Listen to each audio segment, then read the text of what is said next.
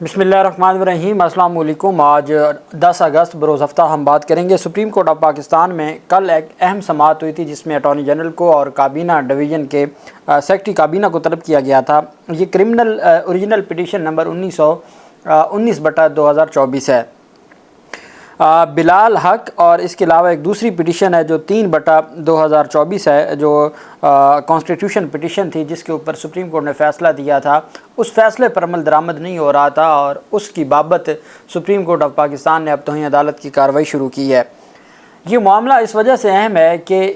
اس میں پوری جو وزارتیں ہیں وہ شامل تھیں، اور اس میں عدالت نے نہ صرف از خود نوٹس لیا ہے ایک طرح سے، بلکہ عدالت کی جانب سے محسن نقوی کی جو وزارت ہے اس سے جو ایک اہم ڈپارٹمنٹ اس کو دے دیا گیا تھا وہ بھی واپس لے لیا ہے۔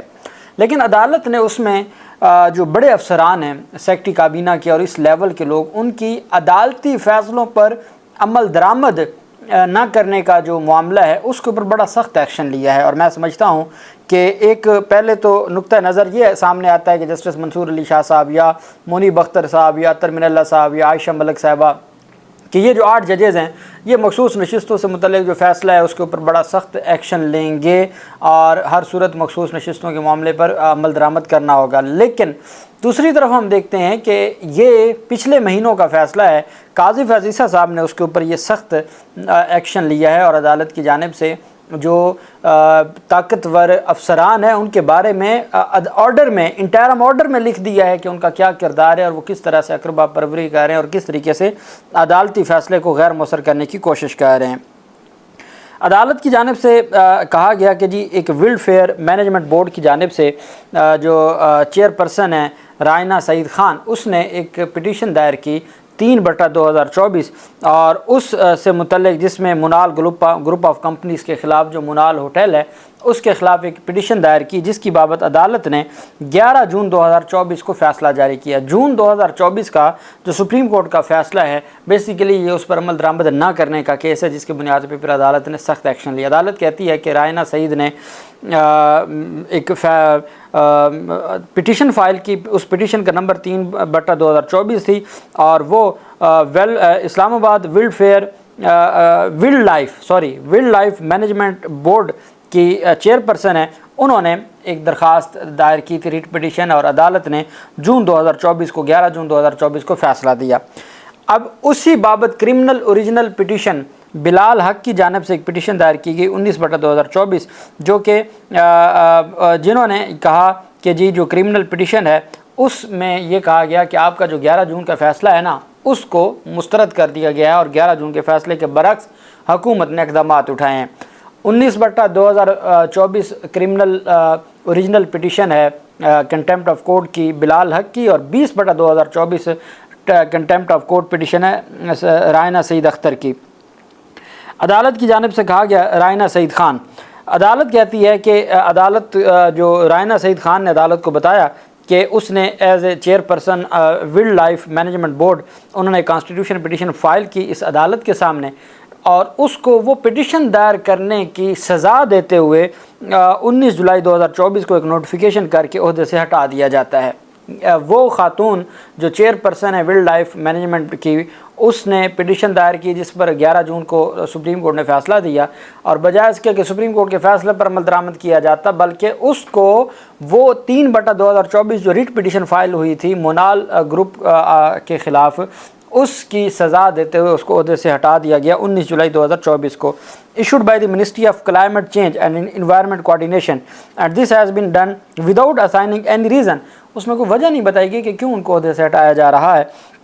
عدالت نے کہا کہ یہ جو فیصلہ تھا یہ جو نوٹیفیکیشن تھا یہ بیسیکلی عدالتی فیصلے کی خلاف ورزی تھی۔ پھر عدالت کی جانب سے اس کا نوٹیفیکیشن کا ذکر کیا گیا کہ یہ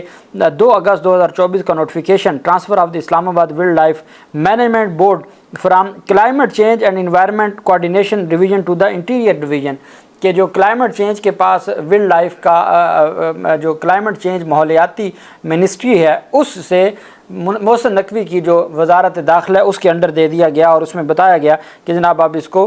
رول آف بزنس 1973 کے تحت وزیر اعظم نے اپروول دے دیا کہ اب وہ کلائمیٹ چینج منسٹری سے انٹیریئر منسٹری میں آ جائے گا۔ عدالت کہتی ہے کہ پٹیشنرز نے بتایا کہ یہ جو نوٹیفیکیشنز ہیں اس کا مقصد صرف یہ ہے کہ یہ 11 جون کا جو فیصلہ اس بینگ وائلیٹڈ آف 11 جون 2024 کے فیصلے کی، یہ عدالت نے لکھا کہ اس کا مقصد یہ تھا کہ سپریم کورٹ کا 11 جون کا جو فیصلہ تھا اس کو وائلیٹ کرنا مقصد تھا. And that the same are also malified have been issued to facilitate the further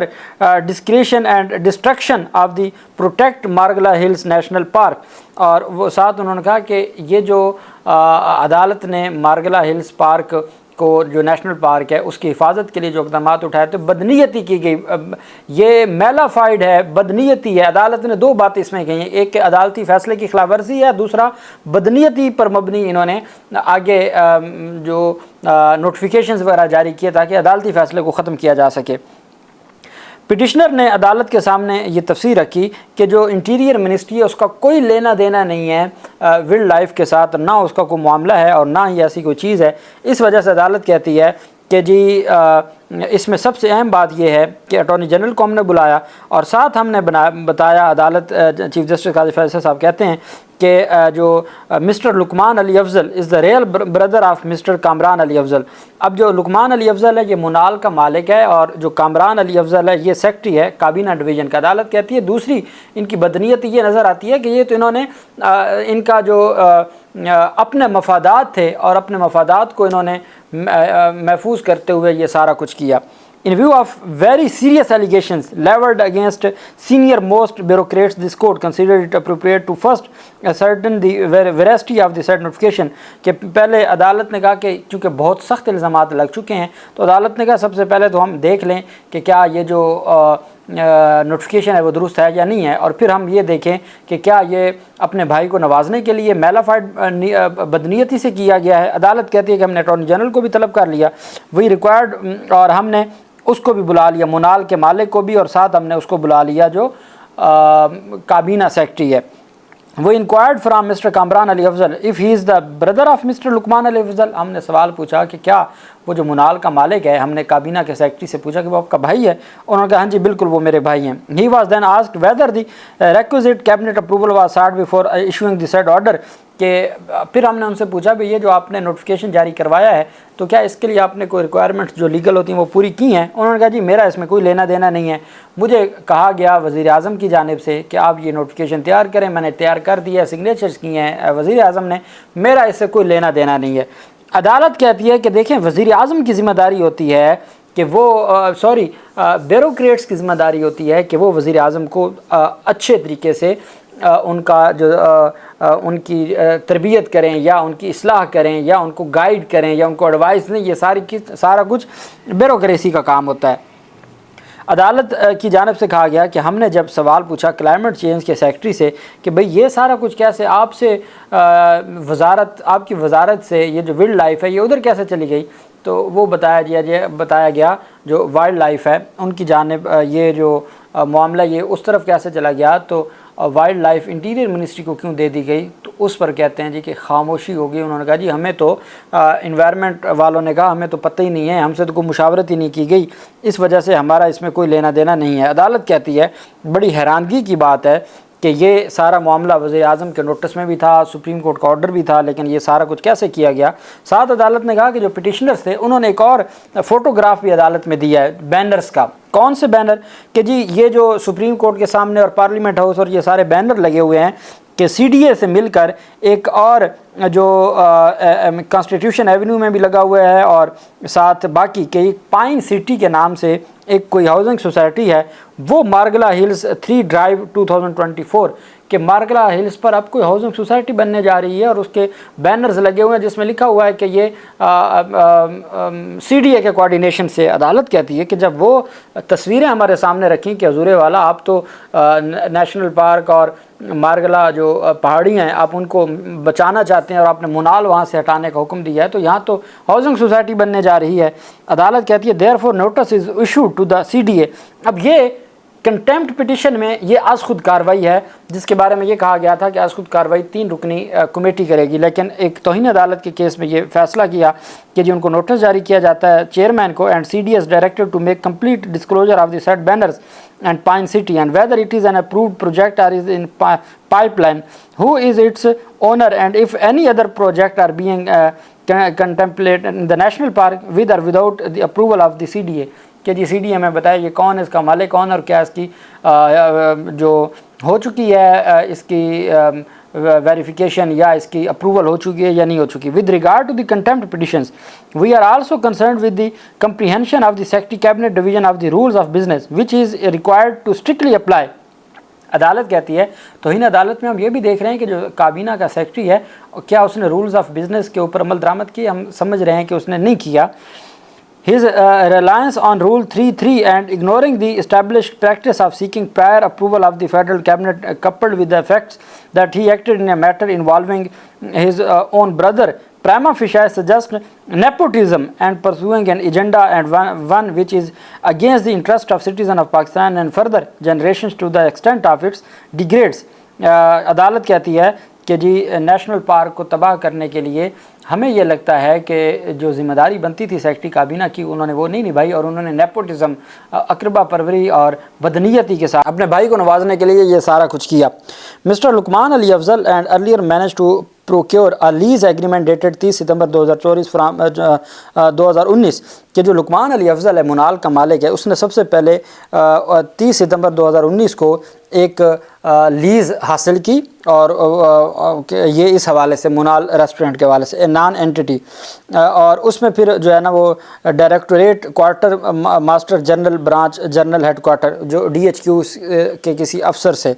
and farms and in this way facilitated by a serving officer of the Pakistan army, اور ایک پاکستان آرمی کے serving افسر تھے، انہوں نے ان کو lease لے کے دی. اور پھر جو mister general Muhammad Samrez Salik the director general of the set directorate an application CMA number 7541/2024 was subsequently filed by the Ministry of Defence of the Government of Pakistan stating that کہ ہیڈ نو اتھارٹی کہ وہ جو serving army افسر تھے ان کے پاس کوئی authority نہیں تھی کہ وہ ان کو لیز دیتے، اس وجہ سے اس کو ہم نے وڈرا کر لیا ہے. سپریم کورٹ کہتی ہے کہ لقمان علی افضل کا کہ وہ اتنا طاقتور آدمی ہے کہ وہ پہلے اس نے لیز کیسے لی وہ بھی عدالت نے اس کا ذکر کیا ہے. To come up on Thursday 15 August 2024 on which date the following are directed to be attendance mister Kamran Ali Afzal, mister Aizaz A Dar chairperson CDA، اور چودھری محمد علی رندھاوا جو کمشنر ہیں. ان تمام کو ذاتی حیثیت میں سپریم کورٹ آف پاکستان نے طلب کر لیا 15 اگست جمعرات کے دن، جس میں اب بینچ ہوگا قاضی فیض عیسیٰ صاحب، جسٹس یحییٰ افریدی صاحب اور نعیم اختر افغان صاحب جو اس کی سماعت کریں گے. اللہ پاک پاکستان کا حامی و ناصر ہو. بہت شکریہ. اللہ حافظ. پاکستان زندہ باد.